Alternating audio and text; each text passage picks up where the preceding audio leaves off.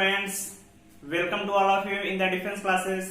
दोस्तों, आज फिजिक्स में हम एक नया चैप्टर स्टार्ट करने जा रहे हैं जिसका नाम है टॉपिक का स्केलर एंड वेक्टर क्वांटिटीज।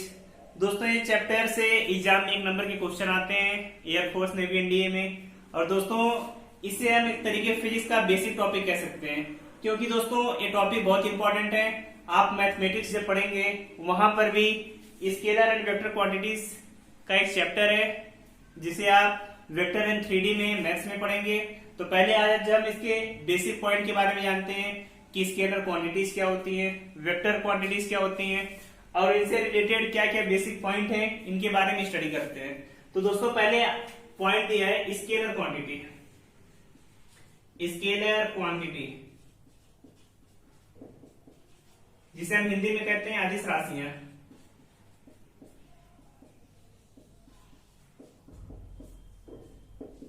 तो दोस्तों, हमें पता होना चाहिए कि स्केलर क्वांटिटीज क्या होती हैं। तो इसके बारे में याद रखिएगा, वे सभी क्वांटिटी जिसमें सिर्फ केवल क्या होता है, मैग्नीट्यूड होता है। तो आप सभी नोट कर लीजिए, वे क्वांटिटी या वे राशियां जिनमें केवल मैग्नीट्यूड होता है। लिख सकते हैं इट हैज ओनली मैग्नीट्यूड। इसमें केवल परिमाण होता है, इसमें केवल परिमाण होता है। इट हैज ओनली मैग्नीट्यूड का मतलब इसमें केवल परिमाण होता है, इसकी कोई डायरेक्शन नहीं होती। जैसे हम एग्जांपल से समझते हैं कि कौन कौन सी ऐसी क्वांटिटी है जहां पर केवल परिमाण होता है। जैसे हम एग्जांपल में लेते हैं किलोग्राम। अगर कोई आपसे कहे कि 5 किलोग्राम आपको लेना है, तो आपको सिर्फ वहां पर क्या पता चला है, जैसे लिखा है 5 किलोग्राम। तो यहां से आपको सिर्फ पता चला है 5 एक न्यूमेरिकल वैल्यू है, किलोग्राम एक मात्रक है। यहां से सिर्फ आपको मैग्नीट्यूड ही तो दिखाई दे रहा है, आपको डायरेक्शन की कोई जरूरत है यहाँ पर नहीं आवश्यक है। तो ये क्वांटिटी क्या है, स्केलर क्वांटिटी। इसके बाद जैसे हम ले लें लंबाई जैसे हमने ले ली 5 मीटर। 5 मीटर को हमने लंबाई ले ली, तो यहाँ पर 5 एक न्यूमेरिकल वैल्यू है। लंबाई आपको एग्जैक्ट कोई लेंथ दी रहेगी जिसके बारे में आपको दिया रहेगा। तो लंबाई भी किसमें है, सिर्फ स्केलर क्वांटिटीज में। इसमें भी केवल क्या है, परिमाण है। तो ऐसी सभी क्वांटिटी जिसमें केवल मैग्नीट्यूड हो, कोई डायरेक्शन ना हो, वो सभी किसमें आएंगी, स्केलर क्वांटिटीज में। एग्जांपल नोट कर लीजिए, 5 किलोग्राम क्या था, द्रव्यमान, लंबाई, समय, कार्य और ऐसी बहुत सारी क्वांटिटीज होती हैं जिनमें केवल मैग्नीट्यूड दिया होता है। तो याद रखिएगा इन सभी को। फिर दूसरा आता है अदिश राशियां, जिन्हें कहते हैं वेक्टर क्वांटिटी, सदिश राशियां।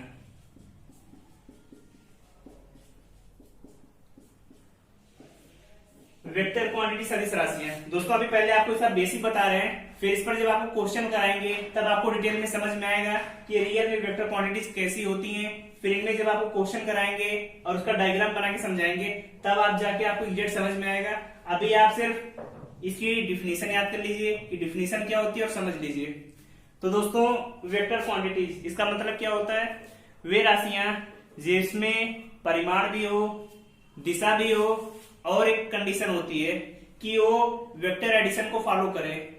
जो क्वांटिटी इन तीनों कंडीशन को फुलफिल करेंगी वो किस में आएंगी, सदिश राशियां में। क्या क्या होना चाहिए, पहला मैग्नीट्यूड मतलब परिमाण, दूसरा डायरेक्शन होना चाहिए, डायरेक्शन मीन्स दिशा, और तीसरा follow the vector addition law. Vector addition law का मतलब क्या है,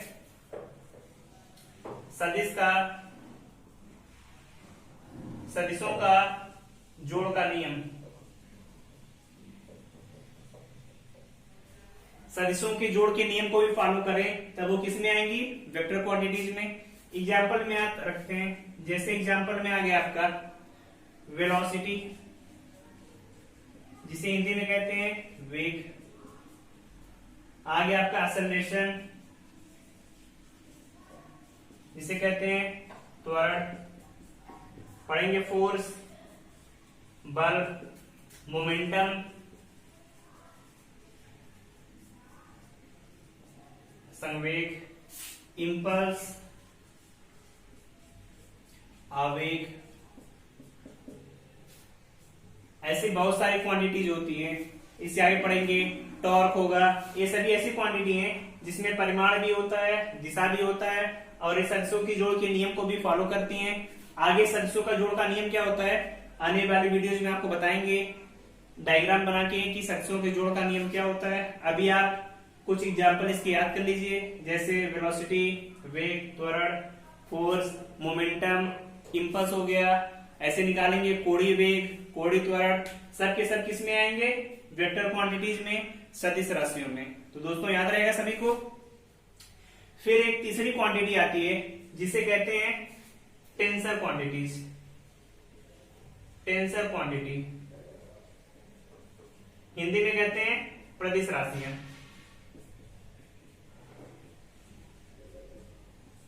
प्रदेश राशियां ये होती क्या है दोस्तों, इनके बारे में भी आपको पता होना चाहिए।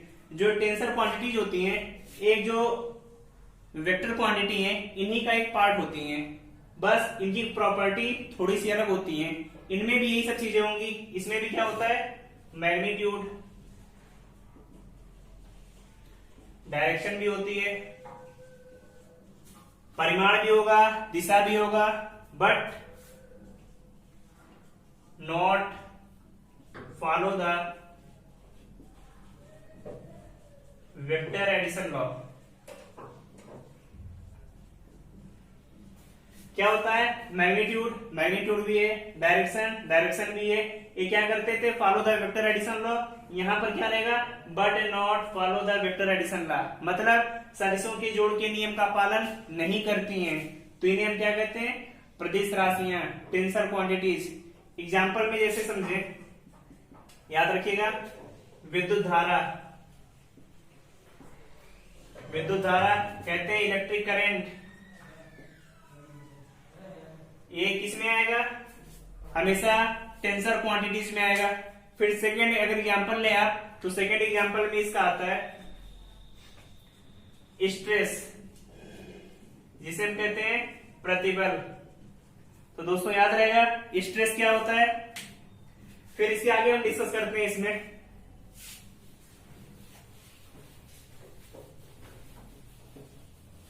अब ये ऐसे क्वांटिटी दोस्तों हमने लिखी है, इलेक्ट्रिक करंट, विद्युत धारा।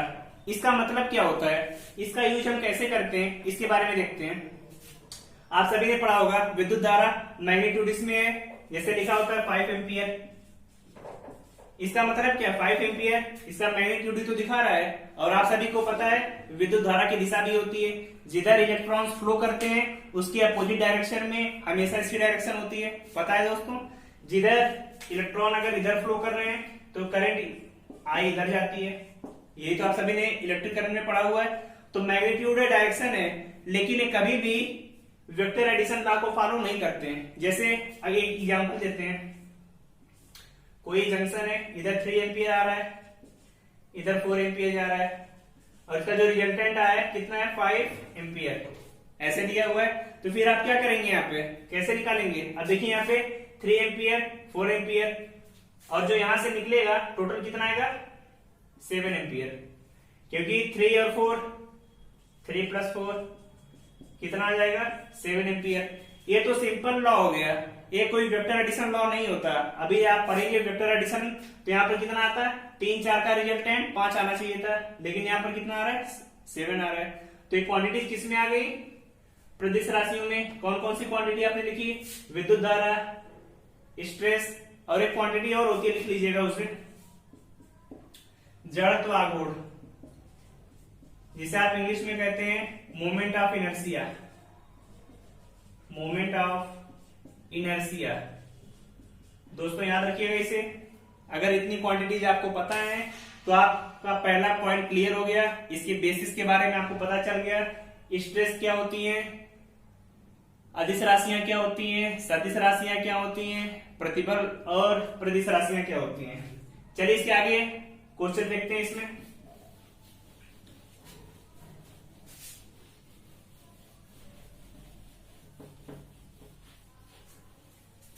चलिए दोस्तों, कुछ और बेसिक पॉइंट्स हैं जिनके बारे में जान लेते हैं कि उन पर क्वेश्चन कैसे आते हैं, कैसे आपको सॉल्व करना है।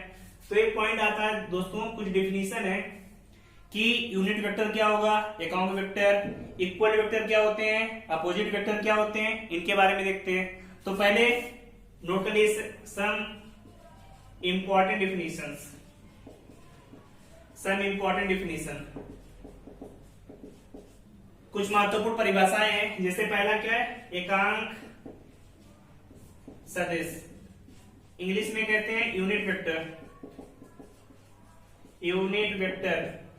कैसे निकालेंगे, चलिए दोस्तों देखते हैं। दोस्तों जो यूनिट वेक्टर होता है इसका मतलब क्या होता है, नाम से ही पता चल रहा है, एकांक यूनिट का मतलब 1। तो याद रखिए यूनिट वेक्टर का मतलब ऐसा कोई भी सदिश, ऐसा कोई भी वेक्टर जिसका मॉड्यूलस कितना हो, 1 हो। तो नोट करके लिखिए इसमें, ऐसा सदिश जिसका परिमाण 1 हो, ऐसा सदिश जिसका परिमाण 1 हो एकांक सदिश कहलाता है, एकांक सदिश कहलाता है। और दोस्तों याद रखिए एकांक वेक्टर क्यों यूज करते हैं, इनकी जरूरत क्या होती है। तो याद रखिएगा ये हमेशा डायरेक्शन को दिखाने के लिए यूज किए जाते हैं। यूज में याद रखिएगा हमेशा डायरेक्शन को दिखाने के लिए प्रयोग किए जाते हैं। क्यों यूज किए जाते हैं, डायरेक्शन को दिखाने के लिए प्रयोग किए जाते हैं। याद रहेगा दोस्तों, कहीं पर डायरेक्शन दिखानी है तो हम वहां पर किसका यूज करते हैं, यूनिट वेक्टर का। अब समझते हैं इसकी वैल्यू निकालते कैसे हैं। तो दोस्तों आप सभी ने पढ़ा होगा 3 एक्सिस होते हैं, X Y Z. X axis को हम किससे रिप्रेजेंट करते हैं, आई कैप से, वाई को जे कैप से, जेड को के कैप से।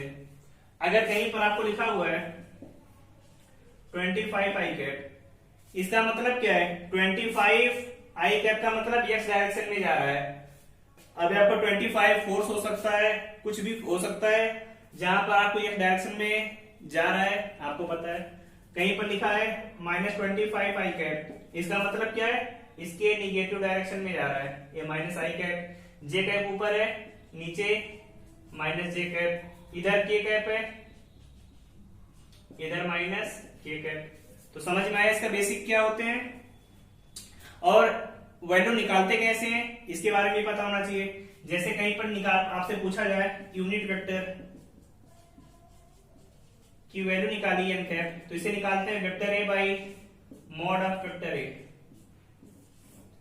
एन कैप की वैल्यू कैसे निकालते हैं, vector A by mod A. कोई वेक्टर दिया है उसमें उसके मॉड से डिवाइड कर दीजिए तो आपका यूनिट वेक्टर आ जाएगा। तो आप इसे क्या लिखेंगे, vector A equal to N cap mod A. समझ में आया, किसी वेक्टर को लिखने में उसका परिमाण डायरेक्शन दोनों आ रही है तभी उसे हम सदिश कहते हैं, याद रहेगा। अब चलिए क्वेश्चन देखते हैं कि इस पर क्वेश्चन कैसे आते हैं, इतना नोट करिए।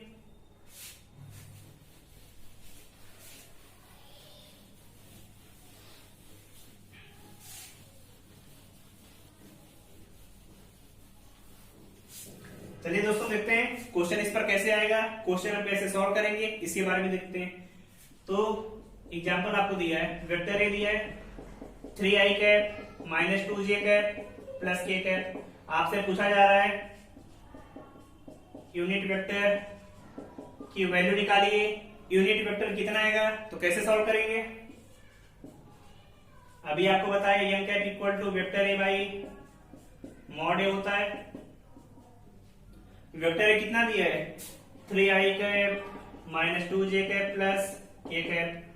मॉड निकालने के लिए क्या करेंगे, अंडर रूट के अंदर इसका स्क्वायर करेंगे, 3 का स्क्वायर 9, इसका स्क्वायर 4, इसका स्क्वायर 1, ये तो आएगा। तो वैल्यू कितनी आ गई, 3 I cap minus 2 J cap plus K cap by under root 14।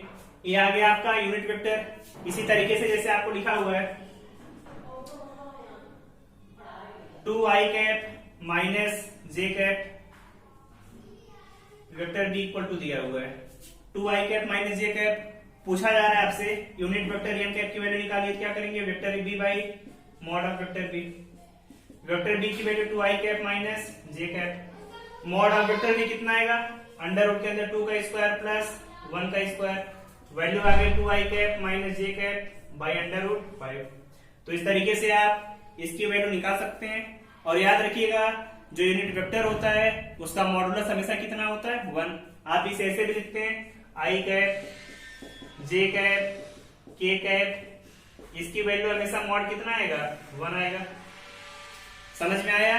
अगर आप इसका मॉड ले लें मॉड एम कैप तो मॉड कितना आएगा इसका 2i cap minus J cap का अंडर रूट 5, नीचे अंडर रूट 5 दिया है, कट के वैल्यू हमेशा 1 आएगी।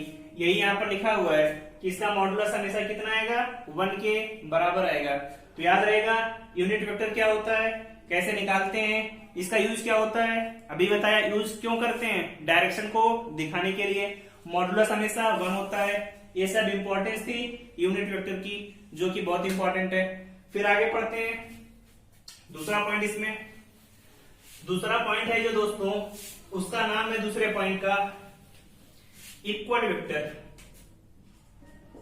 इक्वल वेक्टर हिंदी में कहते हैं समान सदिश। समान सदिश, समान का मतलब क्या होता है, जिसका मैग्नीट्यूड भी समान हो डायरेक्शन भी समान हो। तो लिख लीजिए ऐसा vector both magnitude and direction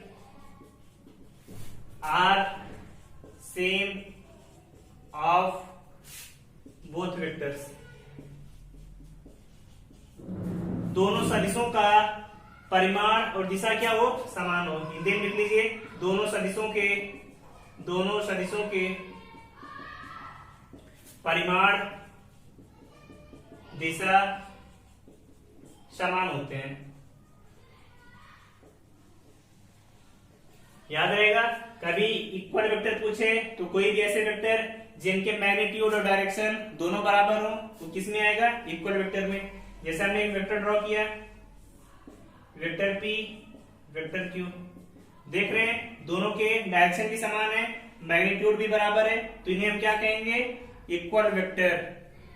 अब देखिए कहीं पर एरो का सिंबल बना हुआ है, इसका भी मतलब होता है जो एरो की लेंथ होती है ये उसके मैग्नीट्यूड को दिखाती है, और जो एरो की डायरेक्शन है ये दिखाती है कि वेक्टर की डायरेक्शन किस तरफ है। तो दोस्तों याद रहेगा इक्वल वेक्टर समझ में आया सभी को, क्या मतलब है इसका, both magnitude and direction are same.